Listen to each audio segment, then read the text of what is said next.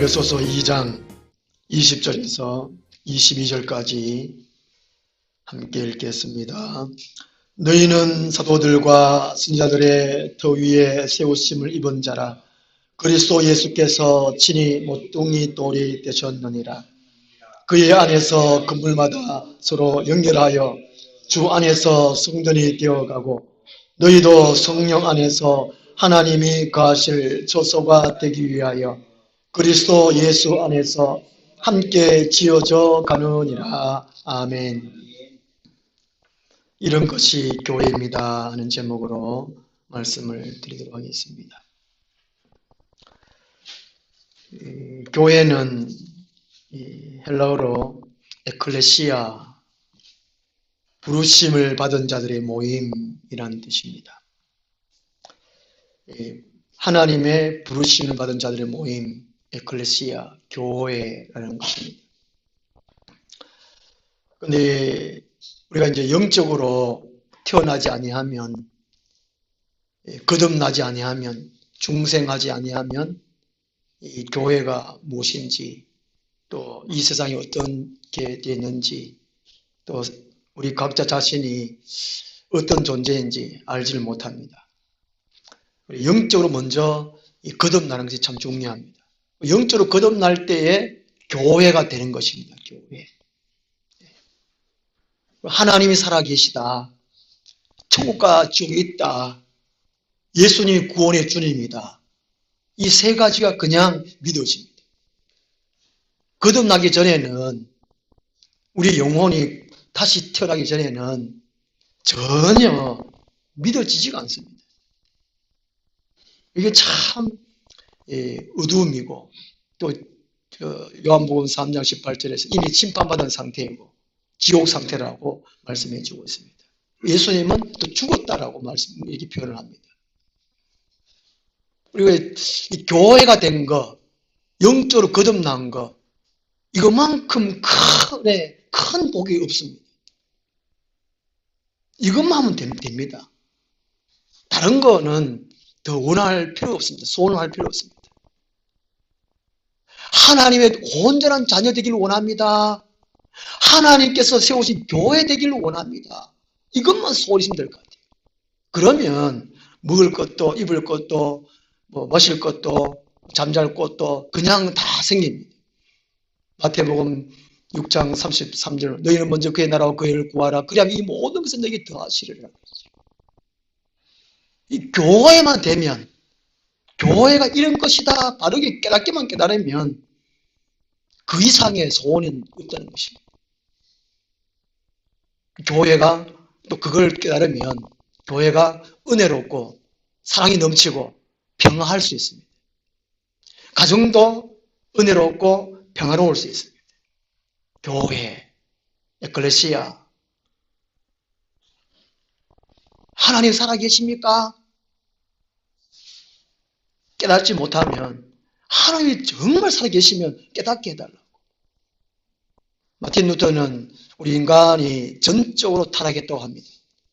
100% 타락했다는 것이죠. 어둠이라는 겁니다. 캄캄함, 전혀 모르는 상태라는 것입니다. 그렇지만 종교성은 남겨두었다라고 말합니다. 종교성. 신이 있다는 것이죠. 신이. 인간은 신에 의해서 있게 된 존재다. 사람이 걱정이 있는 거, 무서워하는 거, 두려워하는 거, 이런 거는 종교성 때문에 그렇습니다. 신을 찾게 되었다는 것이, 모든 사람들은 피조물이기 때문에 이 종교성은 다 있다는 것이지요. 종교성은. 무섭다, 두렵다, 걱정이 있다, 불안하다, 이런 것들은 종교성입니다. 누군가의 도움을 받고 싶다는 것이지요. 그래서 이것을 사용해서 내게 있는 양심, 종교성을 사용해가지고 하나님 아직까지 못 만났으면 천국과의 지옥의 집이 있는가 모르면, 하나님이 살아계시다면 하나님 만나주세요. 천국과 지옥이 있으면 깨닫게 해주세요. 이거를 자꾸 말을 해야 됩니다. 말을 해야 됩니다. 그래야 내가 거듭나지 못했으면 거듭날 수 있는 길이 됩니다. 하나님의 하늘 문을 두드리는 그 운동이라고 할 수 있습니다. 자기 자신의 몸부림이라고 할 수 있습니다. 교회 다녀도 하나님 살아계신지 천국이 있는지 지옥이 있는지 모르면 그냥 흩날리는 것이 가장 불쌍합니다. 고린도서 15장의 말씀처럼.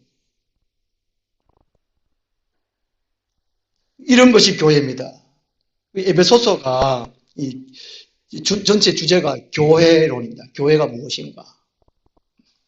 아까 말하면 사람은 무엇인가? 이 세상은 어떤 존재인가? 깨닫게 해주시는 것이 이게 에베소서랍니다. 에베소서. 교회는 무엇인가? 사람은 무엇인가? 나는 누구인가? 이 세상은 어떤 어떤 존재로 되어 있는가? 이 세상은 어떤 원리로 되어 있는가? 교회는 뭔가? 이 교회론입니다. 에베소서. 이 교회론이 분명할 때 교회가 무엇인가 이게 분명해지죠. 그럴 때에 정통신앙을 가질 수 있습니다. 반석 위에 세우는 이 땅에 우리 그리스도인으로서의 삶에 집을 지어갈 수 있습니다. 교회가 무엇인가? 그렇지 아니하면 이 교회론이 분명치 아니하면 이단 사이비에 빠집니다. 정통 교회 다녀도 이단성을 갖고 교회 다닙니다. 사이비성을 갖고 교회 다닙니다. 저보고 우리 친척들이 사이비 목사다 이렇게 말을 합니다. 농담 삼아. 사이비인가? 그럼 이게 이론이 분명해야 된다. 이론이. 교회가 무엇인가? 이론이 분명할 때 사이비 목사 아니다는 것이죠. 사상 이게 분명해야 된다는 것입니다. 오늘 에베소서 2장 20절에서 22절까지는요. 이런 것이 교회다라고 말합니다. 이런 것이 교회다. 그 첫 번째 20절 말씀에서 이 사도들과 이 선지자들의 터 위에 세우심을 입은 교회. 그 사도들과 선지자의 터 위에 세우신 것이 교회라는 것입니다. 20절에 너희는 이게 에베소 교인들은 에베소 교인들은 곧 교회된 너희는 그런 뜻입니다. 2장 전체 쭉 읽어볼 때요. 전에는, 이제는, 그때에는, 이제는 이렇게 쭉 해가지고 너희는 이게 교회된 너희는 그런 뜻입니다. 사람이 성도가 교회라는 것입니다. 성도가 교회. 성도가 교회. 고린도전서 1장 2절 말씀 찾아보겠습니다. 고린도전서 1장 2절.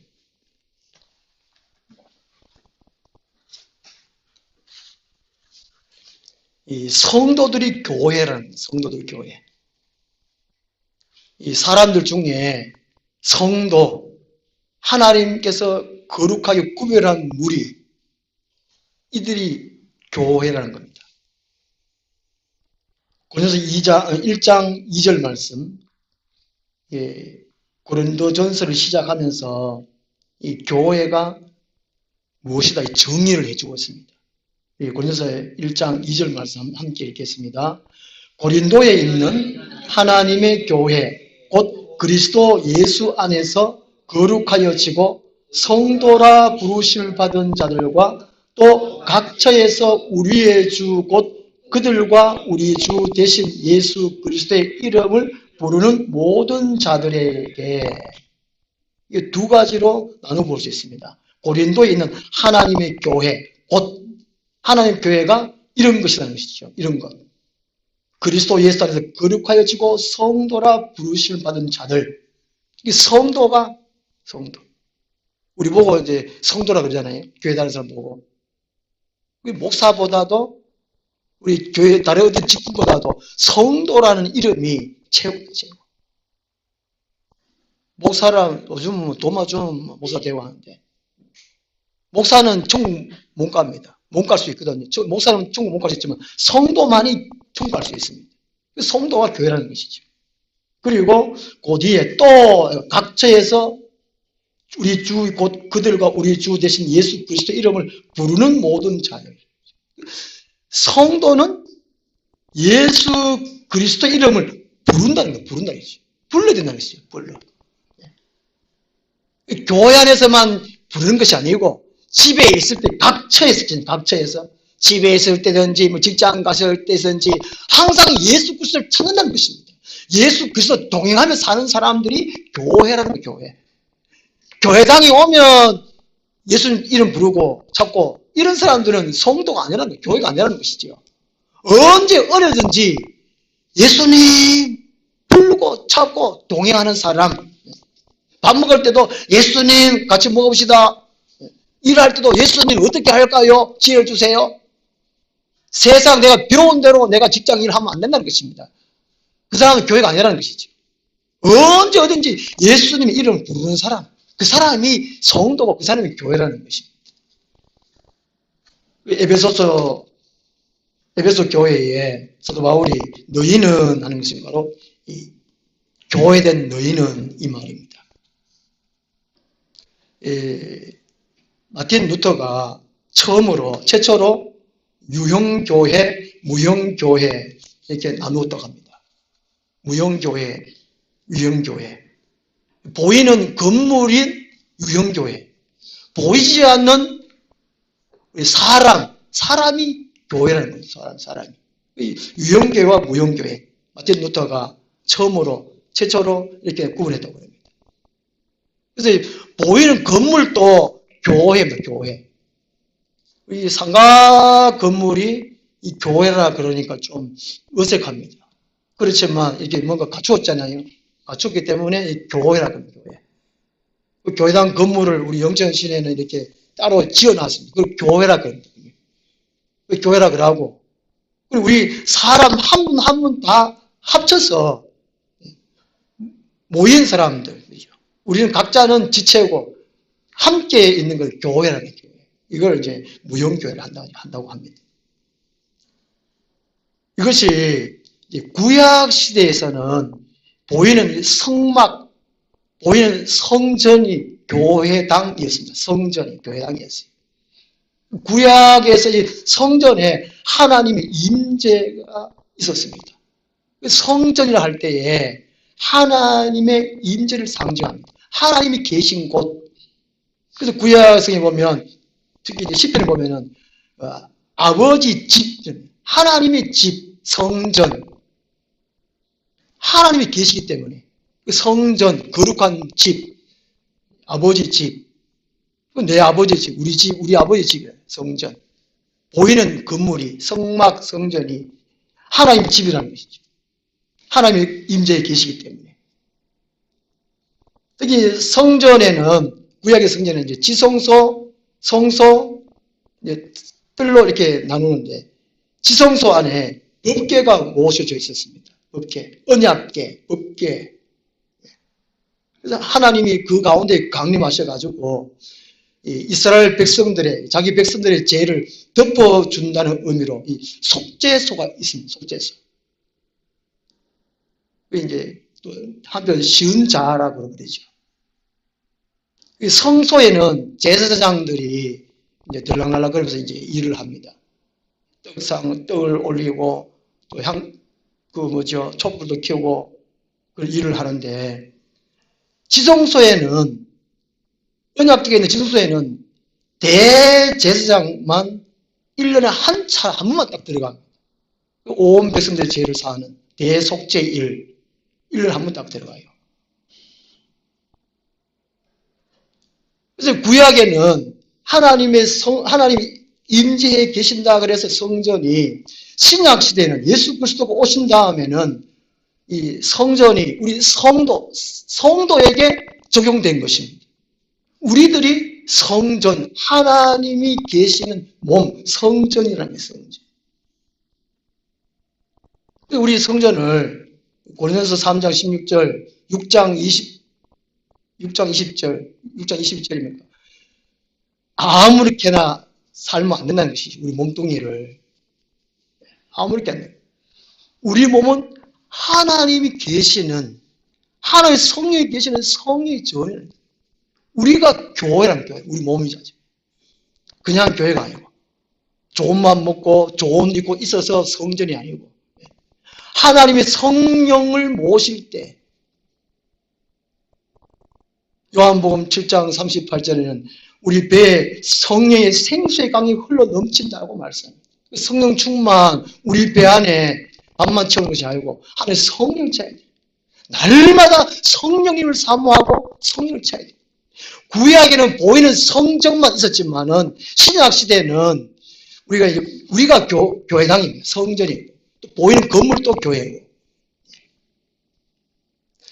구약 시대의 성전이 우리가 신약 시대에 우리 몸이 성전이라고 되었다는 것은 우리가 언제든지 하나님을 만날 수 있다는 것입니다. 언제든지.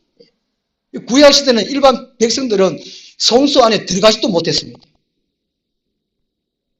신약 시대는 예수님이 대속을 하셨기 때문에 우리들이 언제든지 하나님을 만날 수 있다는 것이죠. 엄청난 복이라는 것입니다. 구약 시대는 제사장만 성소에 들어가고 대제사장만 또 지성에 들어갔는데 신약 시대는 우리들이 성도가 각자가 언제든지 부르는 거예요. 오늘 1장 2절 말씀처럼 각처에서 언제든지 예수를 부르는 사람이 성도 교회라는 것이죠. 얼마나 큰 영광입니까? 그래서 이제 속죄함도 언제든지 받을 수 있다는 것이죠. 언제든지. 직장에서 일하다가도 자기가 지은 죄가 생각나면 하나님 예수 그리스도의 보혈로 용서해 주십시오. 성령의 능력으로 나를 태워주십시오. 언제든지 할 수 있다는 것입니다. 구약 시대하고 신약 시대하고는 엄청난 차이가 있는 것입니다. 우리는 이 교회 시대, 신약 시대, 교회 시대 이런 시대에 살고 있다는 것이죠. 그래서 교회가 천주교처럼 그렇게 되면 안 된다는 것입니다. 천주교에는 이 고해 성사가 있잖아요. 고해 성사. 일반 평신도들이 신부님한테 자기 이런 죄 지었습니다. 고합니다. 구약을 벗어나지는 못했다는 것입니다. 예수님이 오셔서 한꺼번에 다 해결해 주셨는데 아직까지 천주교에서는 구약을 도입하고 있다는 것이죠. 예수님을 온전히 믿지를 못하고 하나님의 전체 계획, 전체 뜻을 모른다고 이렇게 할 수 있습니다. 구약 시대는 제사장을 통해서 하나님을 만났습니다. 신약 시대는, 교회 시대는 각자가 만난다는 것이죠. 옛날에 한 1975년도쯤 되는가 우리 동네 처음 우리 집 김씨집에 전화가 하나 왔어요. 전화가.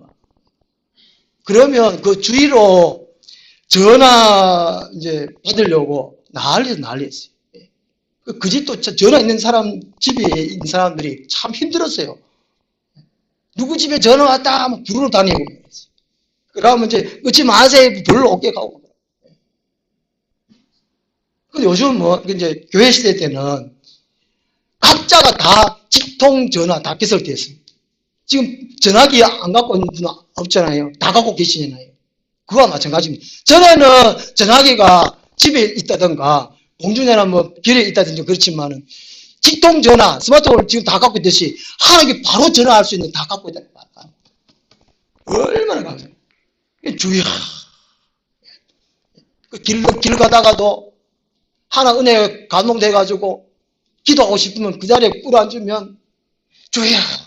막 눈물 흐르고 영천 신을 걸어가고 있다. 갑자기 은혜 받아가지고 임했다. 주의야. 그럴 일은 혹시 있겠으면은 그 다음은 지나간 사람 저 미쳤나 할지도 모르겠구만. 직통전화가 항상 있다. 어디든 주의할 수 있다는 것이 주여. 얼마나 감사한 일이에요. 어디든 예수를 만날 수 있고 어디든 하나님을 만날 수 있고 이게 교회라는 것이죠.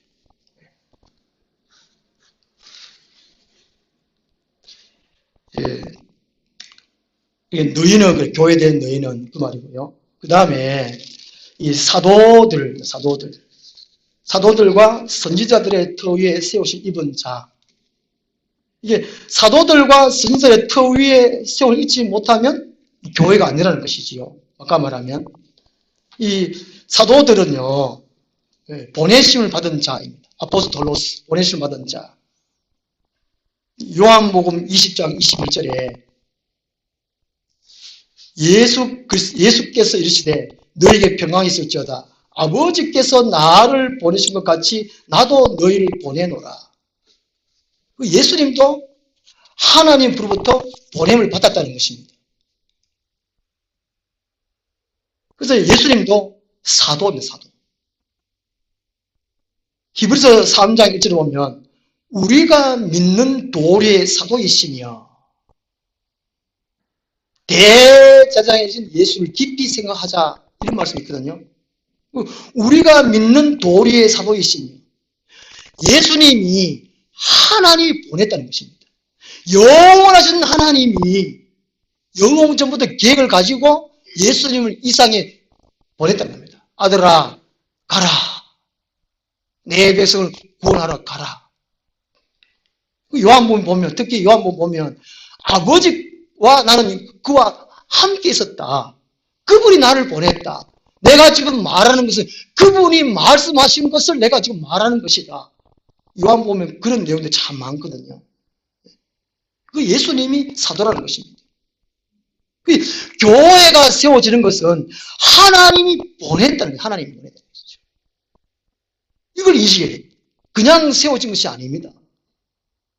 제가 이 교회를 개척한다 그러니까 우리 친척들 거의 안 믿죠. 안 믿으니까 이게 뭐 한 사업 창업하는 매로 그럴 생각을 해요. 돈 많이 벌면 우리 큰처남은 헌금 주머니를 이렇게 두 갈래로 갈라지게 합니다. 두 갈래. 헌금 주머니를 두 갈래로 갈라져가지고 한쪽에 이제 못 살고 한쪽에 쳐놓고 자기 한다고 그런 말이 있어요. 동남 사람 모르니까 그러죠. 이 교회는 하나님이 세웁니다. 하나님이 사도들 보내서 마태복음 16장 16절에 베드로, 사도 베드로죠. 베드로의 신앙 고백 위에 마태복음 16장 18절에 교회를 세운다고 말합니다. 사도들은 신앙 고백한 사도들입니다. 하나님이 보내셨다. 예수님은 하나님의 아들이시고 세상에 보내신 그리스도다, 메시아다, 구원의 주님이다. 베드로가 고백할 때에 예수님이 기뻐하시고 거기에 신앙 고백 위에 교회를 세우겠다는 거죠. 그래서 이게 사도들 이렇게 하는 것은 신앙 고백을 갖고 있는 것을 말합니다. 그리고 선지자라고 할 때에 예언의 은사를 가진 사람들을 가리킵니다. 예언의 은사를 가진 사람, 선지자. 사도행전 11장 27절하고요. 사도행전 15장 32절에 보면 예루살렘 교회 안에 선지자들이 있었습니다. 아가보, 유다, 실라. 유다는 바사바라고 하는 유다. 12사도는 12사도가 있었습니다. 가룟유다가 죽었을 때에 사도행전 1장에서 가룟유다 대신에 맏대아를 뽑았지요. 사도들은 12명이고 선지자들은 교회 안에 한 몇 분씩 계셨습니다. 예루살렘 교회에 아가보, 바사보랑 유다, 실루아노 이게 선지자들이고 그 다음에 사도행전 13장 1절 2절 보면 안디옥 교회도 이방인 최초 교회 안디옥 교회도 선지자들이 있었습니다. 바나바, 니게르, 시몬 이 교회가 되려면 이 사도들 선지자들이 있어야 된다는 것이죠. 에베소서 4장 11절에 보면요. 한 장 뒤로 넘기면 그가 어떤 사람은 사도로 어떤 사람은 선지자로 어떤 사람은 복음 전환자로 어떤 사람은 목사와 교사로 삼으셨으니 신약시대의 교회에 사도와 같은 사람을 세운다는 것입니다. 목사들 중에 사도 같은 목사가 있다는 것입니다. 하나님 보내서 세우신 사람 신앙 고백이 분명한 사도 같은 목사를 세운다는 것이죠. 장로님들 같은 경우에도 사도와 같은 장로님을 세우십니다. 평신들 같은 경우에도 사도와 같은 성도를 세워요. 근데 어떤 사람은 선지자, 이게 각각의 정간사로 되어 있다고 합니다. 간사로. 이제 이게 에베소서 2장 20절에 너희는 사도들과 선지자들과 가까워 되어 있습니다. 하나가 아니고. 교회 안에 사도와 같은, 선지자 같은. 그리고 지금 이게 에베소 교회는 지금 이제 예수님의 직계 제자 사도들이죠. 오순절의 성령 강림 이후에 교회를 이제 복음을 전하고 교회를 세우고 그들의 가르침 이게 사도들과 선지자들의 위에 세우심을 입었다는 것은 사도들과 선지자들의 가르침으로 교회가 세워졌다, 그 의미입니다. 그래서 교회가 되려면 이게 사도들의 신앙 고백, 오늘 우리가 사도신경으로 하고 예배를 시작했는데요. 사도신경이 중요합니다. 신앙 고백이 중요하다는 것이죠. 그리고 예루살렘 교회, 그다음에 에베소 교회 다 사도들로 통해서 세워졌습니다. 그래서 이게 사도들과 선지자들의 가르침으로 이 교회가 세워졌다는 것입니다. 이 사도들의 또 선지자들의 주 가르침이 예수님이 부활하셨다입니다. 예수님이 부활하셨다. 부활신앙입니다. 부활신앙. 사도행전 17장 31절에 보면요, 이 하나님이 살아계신 것, 천국과 지옥에 있음을 믿을 만한 증거가 부활이에요. 부활. 성탄도 아니고 성육신도 아니고 예수님의 사심, 예수님이 살아가신 모습이 이제 성자라 그러잖아요. 지금 이제 우리 세상에 4대 성이라고 할 때에 석가모니, 공자, 소크라테스, 예수님 네 분을 4대 성자라고 그러잖아요. 소크라테스 맞는가? 맞습니까? 그건 뭡니까? 황호철인가 그러면? 예수님이 성자로 들어갈 때에 세상에 아름다운 영향력을 끼치기 때문에 좀 남다른 삶을 살기 때문에 성자로 그러잖아요. 그러니까 이게 하나님이 살아 계시다라는 것이 이게 예수의 삶을 통해 가지고 이게 안 된다는 것입니다. 이게 공자도 예수님같이 살았다는 것이죠. 석가모니도 공자가 예수님같이 살았다는 것입니다. 물론 차이가 있겠지만 널리 덕을 베풀고 자비를 베풀고 남을 위해 살았으니까 예수님의 삶을 가지고는 이 메시아다, 이게 증거할 수 없습니다. 이게. 그 다음 죽음도 맨 마찬가지입니다. 죽음은 다 죽었지 않습니까? 부활만이 믿을 만한 증거라는 것이죠. 사도행전 17장 31절에 하나님께서 예수를 살리심으로 너에게 믿을 만한 증거를 분명하게 주었다라고 말합니다. 부활만이에요. 부활. 교회에 성탄절을 요즘에 이게 막 시킬 필요가 없는 것 같아요. 부활절을 크게 막 잔치해야 될 것 같아요. 그러면 절에서도 배 아파할 겁니다. 또 뭔가를 만들겠지요. 교회에서 찬송하니까 그다음 차안불가 그거 만들어가 부르고 또 예배같이 또 드리고 전에 불금만 드렸는데 예배같이 해요. 스님도 오세요. 설교 같은 거 합니다. 설법을 하고 브레카도 브레카도 걸어놨더라고요. 유명한 법사가 와가 강의하니까 설교하니까 들어오라고. 꼭 교회를 따라합니다. 교회를 따라해. 석가모니 태어났으니까 석가 탄신 1 하잖아요. 그러잖아요. 우리는 예수 탄신 1 안 하고 분명하지 않으니까 날짜가 성탄절 이렇게 하고. 이 성탄은 어느 종교에 다 있습니다. 성탄은. 부활은 없어요. 우리 교회밖에 없어요. 하나님 한 분만이다라는 증거가 부활은 부활. 이게 사도들과 선지자의 터 위에 세워진 것은 부활신앙 위에 세워졌다는 것이에요. 부활신앙 교회가. 우리 교회가 되려면 우리 성도들이 부활신앙이 분명해야 된다는 것이죠. 그렇지 아니하면 교회가 아니라는 것입니다. 사도행전에 보면 우리 몸도 다시 부활한다는 것이지요. 우리 죽을 때 영혼은 하늘로 가고 육체는 땅에 썩어져도 예수를 공중 재림할 때 우리 몸이 썩어진 육체가 살아난다는 것입니다. 이게 부활신앙이에요. 부활신앙. 이 위에 교회가 세워졌다는 것입니다.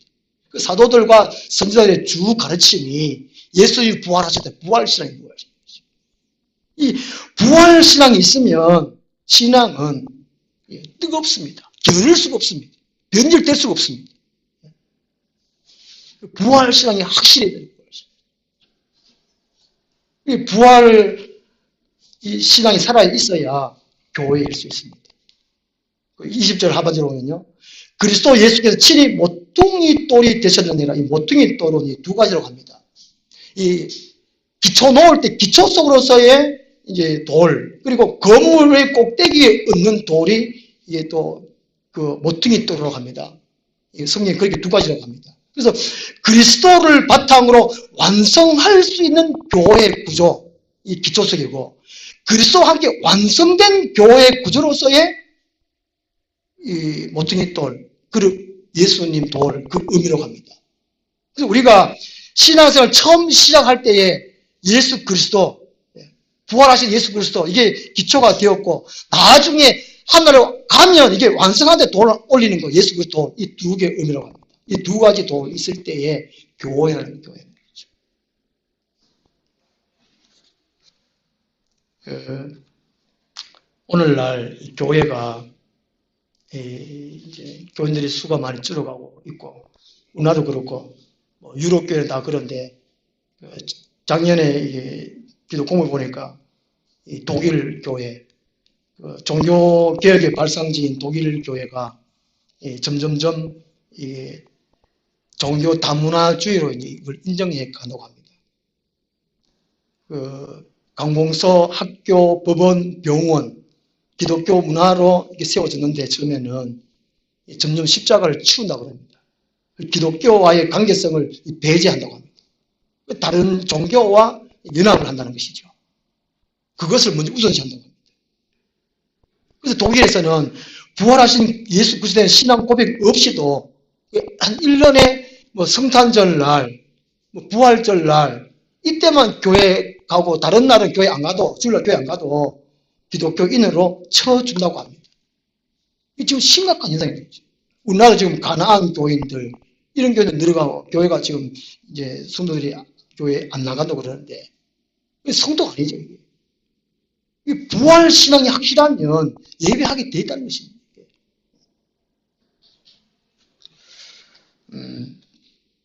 그래서 이제 부활 신앙이 확실한 거, 사도들과 선지자들의 터 위에, 가르침 위에 있는 거, 부활 신앙이 확실할 때에 교회라는 교회인 것이죠. 흔들림 없는 그 교회가라는 것입니다. 그 다음 두 번째로요, 21절에서 그리스도 예수 안에서 건물마다 서로 연결하여 성전이 되어가는 교회가 교회라는 것입니다. 그리스도 예수 안에서 건물마다 서로 연결하여 성전이 되어가는 교회. 네, 오늘 여기까지 하겠습니다. 기도하겠습니다. 하나님 아버지, 이 땅에 수많은 교회들이 있습니다. 또 자기들이 그리스도인이라고 자칭 말하기도 합니다. 그렇지만 이 사도들과 선지자들의 가르침, 예수님이 살아나셨다, 부활하셨다, 이 가르침, 이 신앙이 잊지 못한 교회들이 너무나 많은 것 같습니다. 점점 세상과 짝하여서 타락해가는 교회들을 봅니다. 부정부패, 거짓과 불의가 넘치는 교회들을 봅니다. 아버지 하나님, 2019년도를 맞이하여 우리가 교회를 바르게 세울 수 있도록 도와주옵소서. 우리 마음에 예수님은 다시 살아나셨다. 예수님은 하나님의 아들이요 우리의 죄를 위해 십자가에 죽으시고 부활하신 예수 그리스도, 그분이 우리의 구원의 주님이시다. 이 믿는 이 신앙이 분명할 수 있도록 도와주셔서 교회로 살아갈 수 있는 저희들 되게 하여 주시옵소서. 예수님 이름으로 기도드리옵나이다. 아멘. 209장 찬송.